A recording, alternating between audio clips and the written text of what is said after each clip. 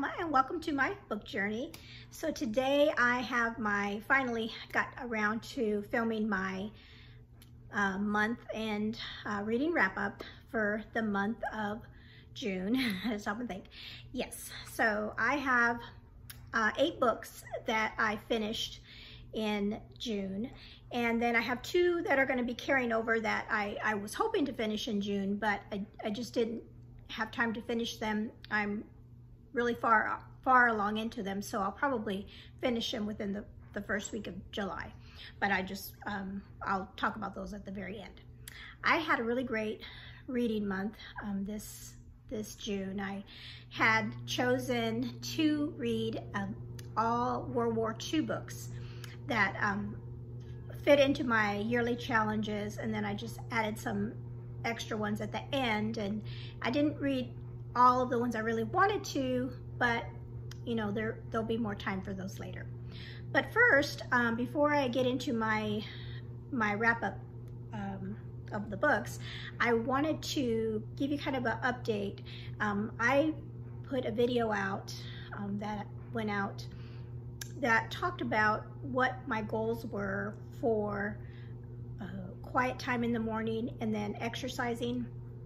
And I had mentioned that I really wanted to kind of use that not only to share with you what I was planning on doing, but also I wanted to use that as an accountability for myself. And then I said I would come back on Saturday, you know, like do a Saturday video and tell you how my first week went in July.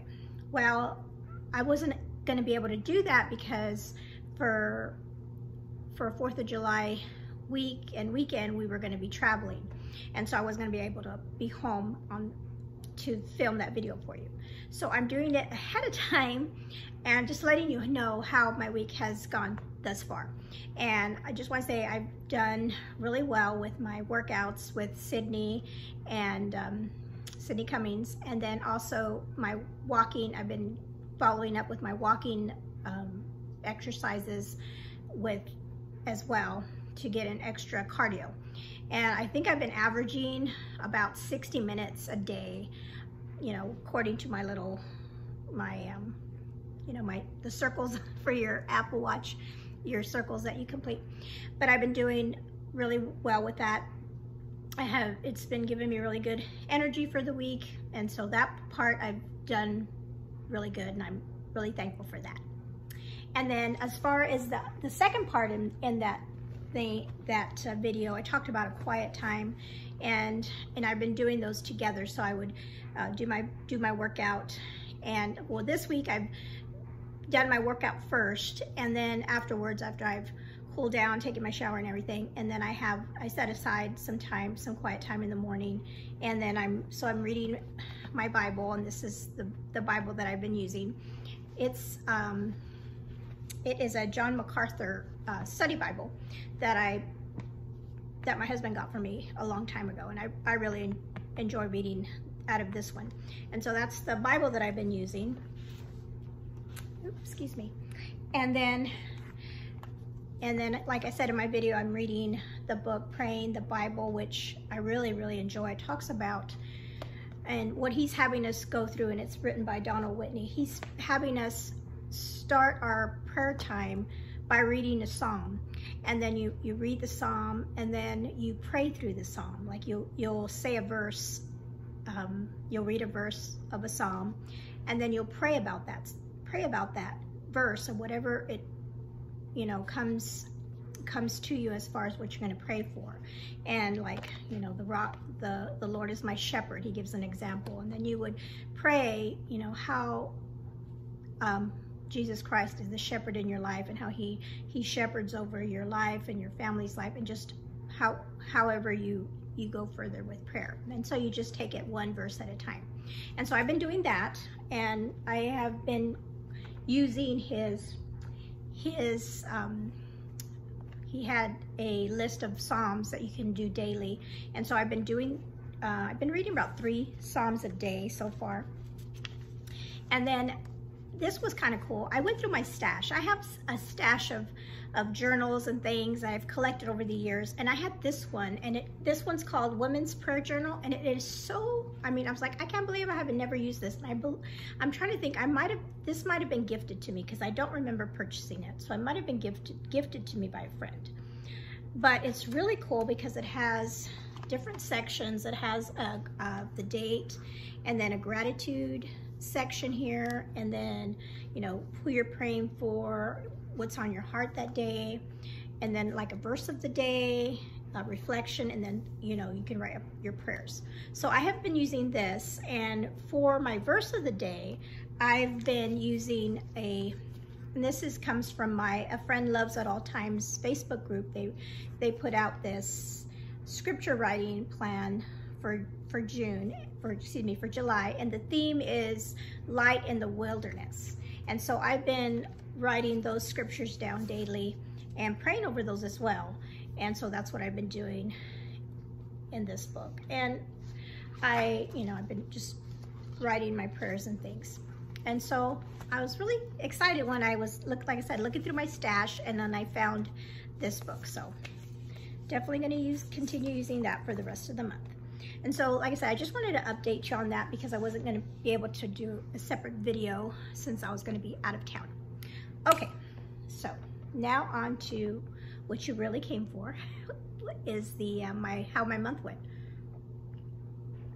And I just need to take a sip, sorry. How did my month go? And it really, like I said, it went really well. I finished 8 books. And the first book I'm going to talk about is, I think this was the first book I read in a month. I just put them in order on my cart, but I don't know if they necessarily went in that order. We'll just go with that. And so this one is called Wolf by Wolf by Ryan Grodin. And this one was really, really interesting. So this tells the story of a young girl named Yael, and she is living in an alternate universe to ours, and it's set during World War II. And she was a Jewish young girl that was sent to a camp, and while she was there, and I think she was really young, like 6 or something, she was experimented on, and that did happen even in our universe, right? They did experiment, the Nazis did, which is horrible. But anyway, in this book, she is experimented on, and the thing that this particular scientist was testing on her, he was testing a theory or something that had to do with melanin. And he was injecting her with all kinds of drugs and things.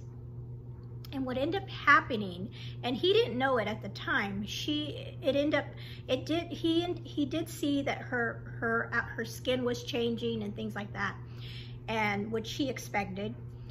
But she had a little side effect, and the side effect was that she was able to change her appearance, and like her face, she could change and make herself look like somebody else. Like if she were to see a picture of somebody, she could change her features. And what did she call? They called her a skin. Oh, a skin shifter, a skin. Let me see. Something like that. Sorry, I should have looked that up. But that's what she was called, or what she called herself. But anyway, so she ends up escaping the camp, and so she goes out into the world, and she has this ability, and she puts it to use as part of a resistance, to join the resistance. And in this reality, the Nazis win the war, and they begin taking over the world, basically, all of Europe and Asia, and they start taking it over along with Japan. They have a united government. And it was interesting because in this universe, the United States did not enter. They did not enter the war, and we know from our history, when the United States entered the war, things turned around, and we ended up defeating the Nazis. But anyway, so in this reality, the Americans didn't enter the war. Hitler won, and now it's several years later, after he's one, and she is older. She's a teenager now, and she is using her power of skin shifting to help the resistance. And the main goal that they want to do is they want to get rid of Hitler, and so they want to plan an assassination attempt on him. But since there has been assassination attempts on him in the past, they don't allow him to be seen in public. He's always, he's always well protected, and he's never out in public at all because of that. So they come up with a plan that they know is going to work, because there's a race that is put on every year, and it's on a race of motorcycles, and it goes across Europe, and it ends in Japan. And at the end of the race, the race last year, there was a young woman that won, and because she won, she was able to meet Hitler, and they had this grand ball, and he actually danced with her. And so the resistance said, hey, the next time they have the race, we're gonna have Yael disguise herself or skin shift into the girl that won last year, and then she'll run the race. And then the goal was for her to win the race and then be able to have that time with Hitler, because they knew, you know, if she won again, then Hitler would want to dance with her, and then that would be the opportunity for her to assassinate him. And so that is the plan of the book. And then you find out what happens, and this is part one, I believe. There's I think it might be a 3-book series, so I'm curious to see how it continues, and I'd love to find out how her character. The really sad part about this character was she has lost a lot of loved ones, obviously, in the camps, and she escaped by herself as a child. And so she has had loved ones that went through that experience with her, and she has lost loved ones. And then because she has skin shift over the years into many different faces and people, she doesn't really even remember what she herself really looked like, because in the camps they didn't have like mirrors and things and she has no pictures of what she looked like. And so that's kind of a sadness there, that she doesn't have, because she's changed so many times, she doesn't even remember what she really even looks like. But I really enjoyed that book, so that was a really good read for the first of the month. Okay, so the next one I read was a little different. It was World War II, but now we're in a romance. And so this book is, oops, sorry about that. This book is called Distant Melody by Sarah Sundin, and this is actually Sarah Sundin's debut book, her debut novel. So I thought that was cool. I didn't know that at the time.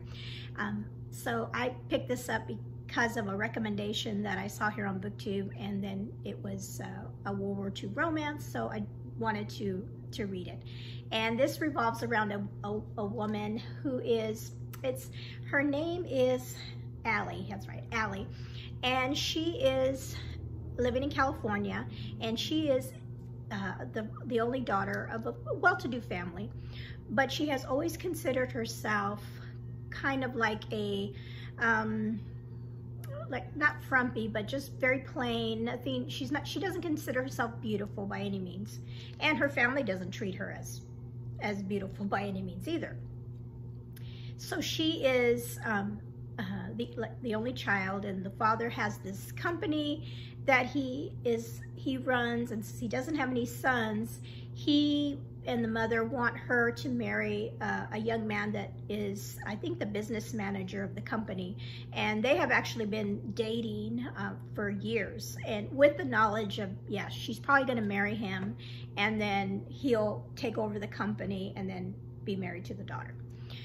But she doesn't really have any like romantic feelings for him.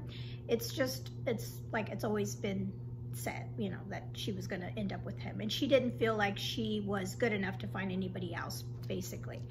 Well, she meets this young man named Walt, and they meet through friends, through a friend that she had in college, and in Olive, in a different city from hers. She met sorry.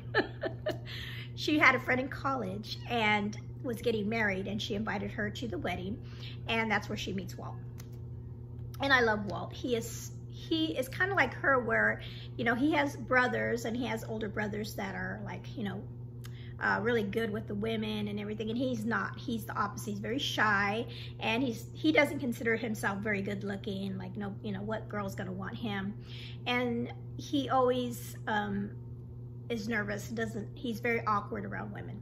But when he meets her originally, he thinks that she's married and has children, so he is okay to talk to her because he knows there's nothing, you know, she's already taken. So he talks to her, you know, like a friend easily, and then he comes to find out that she's not married later on.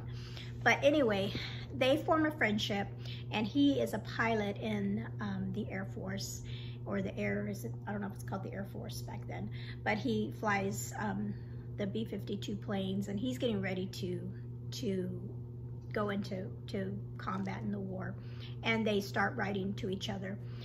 But there's a little hiccup because she never tells him that she's basically engaged for all intents and purposes, and he thinks that she's free and single, and he falls in love with her.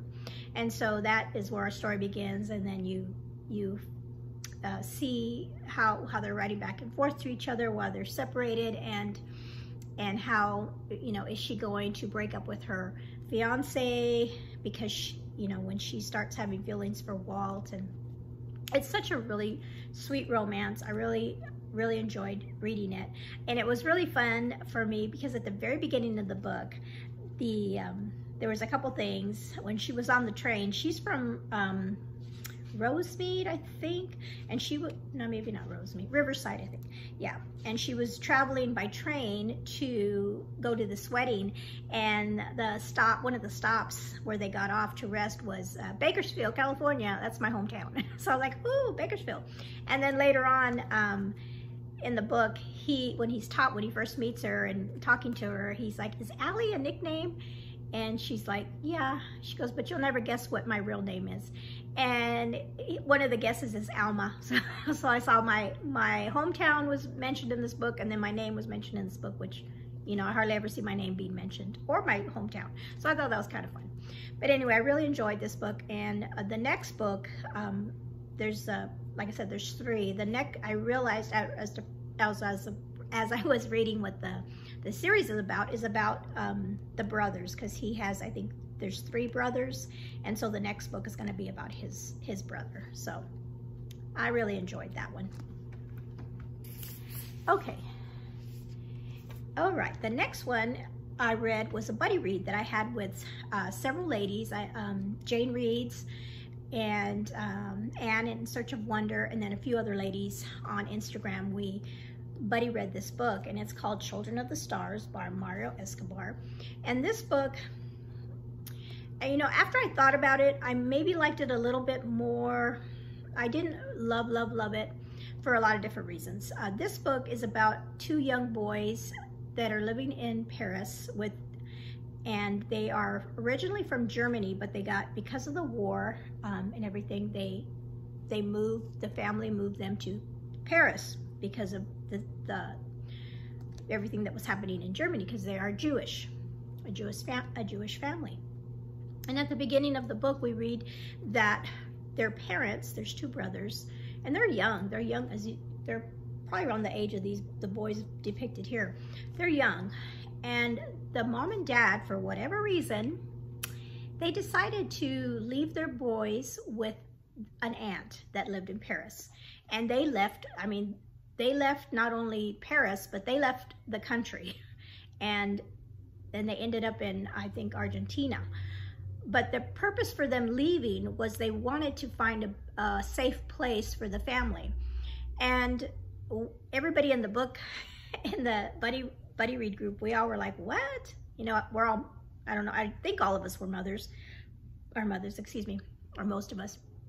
And we're like, we would never leave our child you know, especially with World War II, you know, in the mid, you know, with Hitler and everything, and we would never leave our child alone in the country by themselves, you know.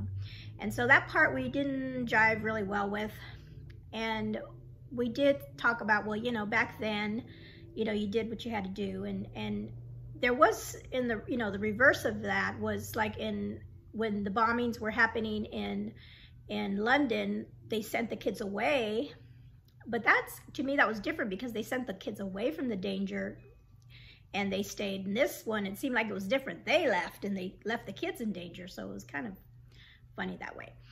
But anyway, so this, it tells the story of the young boys fleeing, trying to, because when the parents left, there were laws for Jews, but they weren't being rounded up yet. And so after the parents had left, they started rounding up the Jews in Paris, and these two boys were rounded up, but they ended up escaping, and the goal was to find their parents. And that was the book, them traveling to try to get back to their parents. And they used, and to me, what I enjoyed about this book, we do see like the horrors of war and the things people do, but it also showed the people that were helping them.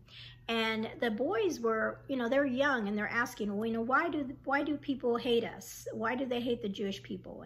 And then some things, you know, they were saying, well, the Christians hate you because of what you did, what the Jews did to Jesus. And along the way, they are helped by priests, and they are helped by other Christians. And especially the younger one is like, well, if Christians hate us, why are they helping us? So they kind of show you that yes, there's evil in the world, and people are sinful and they do horrible things, but there's also good people that will go out of their way and sacrifice their lives to help when they know that people are being persecuted wrongly. They will go out of their way and help, and they did help these boys. So that was a part of the story that I did like, that showing how, as believers, Christians reached out and they helped these boys and showed them that not the things that they were being, and kind of the same, like people were believing the propaganda about the Jewish people and hating them, and then they at first were believing that all Christians hated Jews, and that wasn't the case. You know, that wasn't the case. Okay, so that was that book. And so I'm going to talk about this book next. And the reason I'm talking about this one next is this one's called The Night War, and it's a middle grade book by Kimberly Brubaker Bradley. But as I was reading this, I thought, hey, these kind of like coincide. So like I said, when they were first rounded up in Paris, they were taken to the velodrome, and they were putting all the Jewish people and families and everybody into this big space, and they were just leaving them there, and eventually they were carted off to different camps and such. But they originally were just putting them in this velodrome and packed them in with people, and that's where the boys were originally, and they escaped from that. Well, as I was reading this book, this young girl, she was also living in Paris, and she was taken to the velodrome. So it's like, oh, she was there while my two other little boys were there. And so this is the story of Miriam. She's 12 years old. She's a little bit older than the boys were, just maybe by a year or two, I think, of the older boy. But she is, her family is rounded up, and sadly she gets separated from her parents, and she is out alone, and she manages to escape off the bus that is taking people into the velodrome, and a nun here, and again we have that Christian theme of Christians helping the Jewish people. A nun helps her escape off the bus, gets her to safety, and then sends her along to another town where she is taken in by some nuns at a convent. And then in this book, remarkably, not only is she hiding and she's not telling anybody she's Jewish, of course, and she has a new name. She goes by Marie, but she ends up helping other Jewish people and even an American pilot or a British pilot get to safety through the resistance. So she becomes, even though she's so young, she helps in that way. And then also there's a little bit of a fantasy element to this book that I was not expecting, and I started to think, before I finished reading it, or before it got to that point, I started to think, wait a minute, there's something going on with this particular character. And then it turned out to be what I thought. And so I really enjoyed this one. This, again, like I said, it's a middle grade book. This is the author that wrote The War That Saved My Life, and I read that last year. And so when I saw this at the library, I had to pick it up. So this wasn't even in my original TBR. This was an add-on, but I really enjoyed this one. Okay, let me talk about some, I picked up a couple. These also were not on my original TBR, but I found them at one of them I found at the library, and one of them I found at a library sale, I believe. But they're both graphic novels, and they're both excellent. I really enjoyed this book. This one is called The Girl Who Sang, and and they're both true stories. And this is about a young girl in Poland that is in hiding during the war, and it's just really heartbreaking. But again, we have the theme of Christians, neighbors that hide them. They protect this family, and even though she is ultimately, she survives. In fact, she's the one that wrote the book. She survives. She went through a lot of hardship in hiding, living in hiding, and a lot of her family members were lost. She never saw them again after the Germans came in and took people right away. And so that's heartbreaking that, you know, they never were reunited, or they found out later on. I think her mom and her brother ended up in Auschwitz, which is horrifying.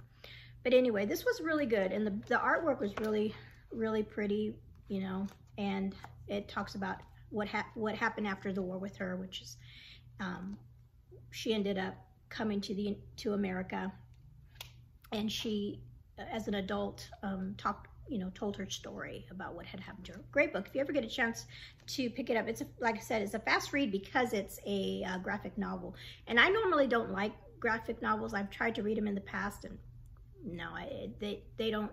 I think it's just because of the subject matter that I was able to enjoy the book. And so that one was the first graphic novel. And then this one is They Called Us Enemy. And this one is a different take, a different part of the war, another awful part of the war. And this happened on our soil.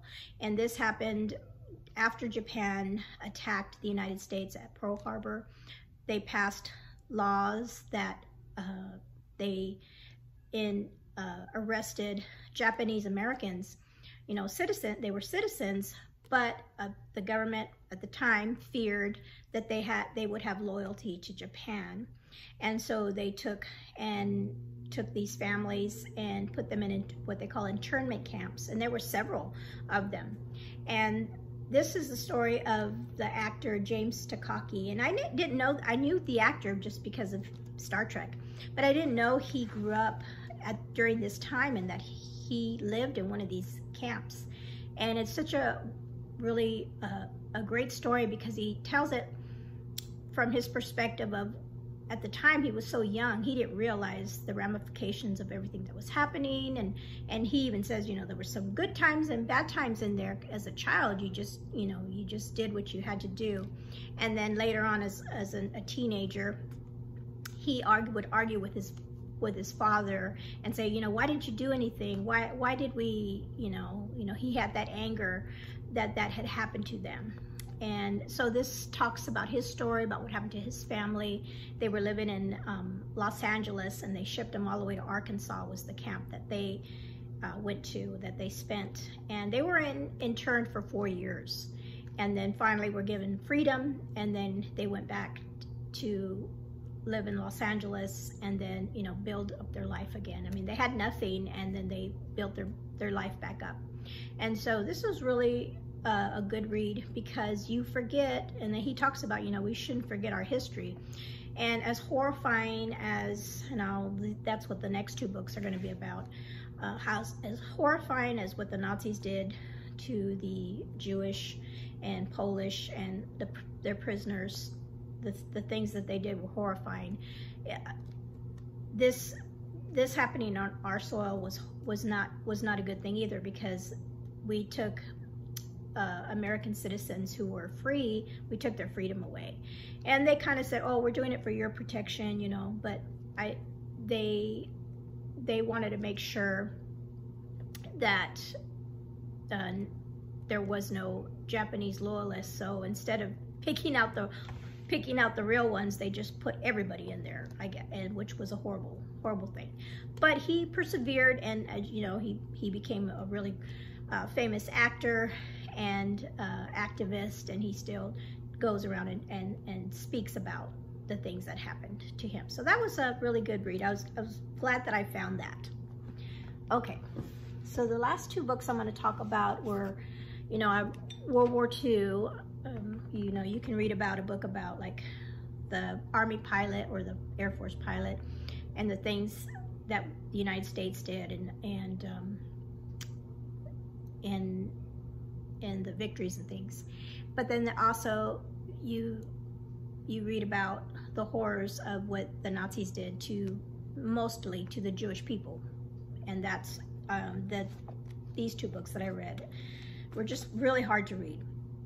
This one is called Night by L. Wellesley.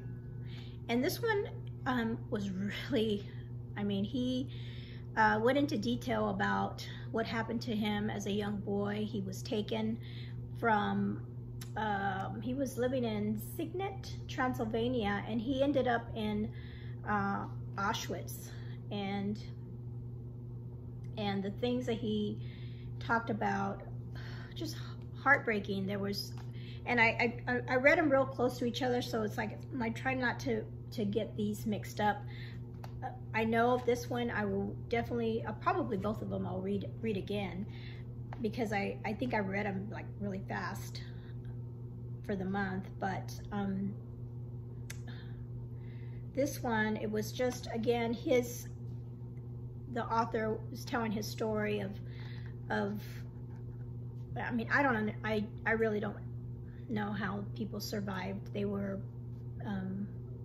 treated so poorly and practically starved to death, given nothing, and they were out in the winter snow, walking, you know, barefoot, and I believe this book is the one that talked about they would put them into cattle cars and just pack them in, and the dead would be among them.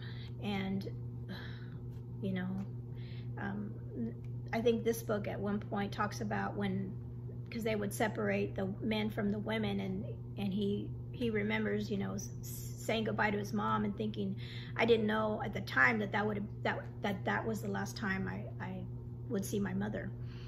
And it's just, but he did make it through, and he even though his family was torn apart and ripped apart, just a heartbreaking book about the evil, you know, of war, and not of war, of the human heart really is evil and everything. The other book is the boy on the wooden box, and this young boy was living at the time of when Schindler made his list, and that's the famous movie Schindler's List. And he talks about his mother and father, and thankfully they were able to work for Schindler, because by working for Schindler was a way to escape Auschwitz. And just this one as well, just heartbreaking, the story, and of you know, why are people doing this? And yeah, as I was reading this, it's like, they were asking, you know, why do they hate us so much? Why is this the racism? And at first they were like, is it the religion they don't like? Is it the race? And but one thing that stood out to me, and I think in both of these books, was that the people, because I think it was this, like I said, I'm thinking I'm getting their, I mean, because a lot of their story was similar, of course, because they were both sent to camps. But the idea that before they were taken, before these Jewish laws were taken up, they had friends that were non-Jewish. He played with boys that were not Jewish, and everybody was friends with each other. But then when the Germans came and the Nazis came and they started doing all these laws, suddenly his friends were not his friends anymore. And the racism was, overwhelming, and they were portraying Jews as non-human, and posters and things would go up of them, making them look evil and everything. And I really think the thing that occurred to me was these people that lived during this time that were not Jewish, that went along with the propaganda and went along with the hate, they did so because they were allowed to do it. Their governments, their neighbors, they were all allowed to be hateful and evil, and they did it because they were allowed to. But in both stories we see that there's not everybody, some people did have a conscience and knew that what was happening, and Schindler being one among them, they knew that the things that the Nazis were doing was not right, and they stood up for them and saved them. But it's a sad that we as humans, we're all sinful, but to fall in line, to go along, just to go along, and ultimately do the things that they did, just unimaginable. But when you're allowed to be hateful and evil to somebody just because somebody tells you should, that's when real problems begin. And they were allowed to be evil, it was just what everybody was doing, and they believed the propaganda that was being fed to them. And I'm sure afterwards many people felt bad, but they didn't do anything at the time to help. So that is I think that's the last book. I think I got all of them. And so overall, I had a really good reading month. Pretty, some of the romance one was probably the lightest of all of them, because it was, mostly about the romance. But the other ones, kind of hard-hitting because of the subject matter and what was happening at the time during World War II with the Nazis and all the horrible things that they did to the Jewish people. And in fact, this book right here is one that I'm really looking forward to reading. It's called When We Were Lucky, We Were the Lucky Ones by Georgia Hunter. And this one is also about families that went through that period of time and were in camps.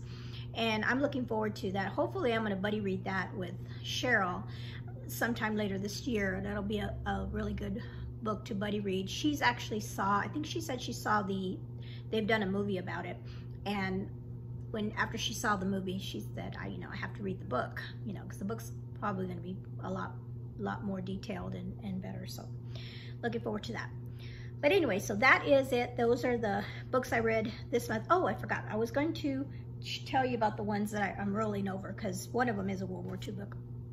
And so in my TBR video, you remember, if you watched it for June, every month I pick a book out of a jar of books that I'm really trying to read. Books I didn't get around to reading last year that I want to try to finish or read this year. And there was a big thing. I pulled out a book called Unspoken, and I thought it was Unbroken, and it really was Unspoken. I did have a book called Unspoken up there, but it has nothing to do with World War II. So, and Unbroken is not a book in the jar. So I did look up there on my shelf, and I had a World War II book that I thought I would read this month. And this one's called When We Were Young and Brave by Hazel Gaynor. And this one's really good too. I just haven't finished it yet. But it has to do with in a different part of the world during World War II. And this is in China. And this is about young girls, I believe they're British girls that are living in a, their parents are Christian missionaries, or they're British, but they're missionaries in China. And at the time when the book starts, the parents are separated. The parents are off doing mission in the field, and then the girls are in like a school for the missionary kids. And then Japan comes in and invades China and takes over the school. And it's their story, and I believe it is a true story. Of course, I'll find out at the end when I read the author's note how much of this story is true. But that is, so I'm reading a different perspective of World War II. I mean, with Japanese in China, but dealing with British, and I think there's some Americans in the school and Australians, but they're all children of Christian missionaries working in China at the time. So that's a really good story. And then the other book that is not a World War II book is the second book in the Mistborn series. I'm almost done with this one, and so that one is when I'll probably finish this coming week. But they're rollovers for me. So that is it. That is all the books I have for you. Thank you so much for sticking around. I try not to make these too long with my wrap-ups. I really had a good time reading. Let me know in the comments below, what was your favorite book you read this month? And if you read any of the ones that I've talked about today, I'd love to know your opinion about them. And like I said, I've had a fun time reading the buddy read, The Children of the Stars with the ladies. That was really fun. And so I hope to do more buddy reads this year. And if you haven't watched my TBR for July, I did my video, and it's all, I'm doing another theme, but I'm going lighthearted now after the dark subject matter of World War II. I'm doing all romance for like rom-coms and things like that for July. And let me know if you want. I have one buddy read that's actually not in the TBR video. I added on afterwards because I'm gonna buddy read it with some gals. But anyway, if there's any books in there that you're also planning to read and you want to buddy read any of those with me, let me know. Or if you've already read those. And then I will also link my video of my quiet time and workout that if you are interested in watching that video. Okay, so that is all I have for you today. Thank you so much for watching, and you all have a blessed day. Bye-bye.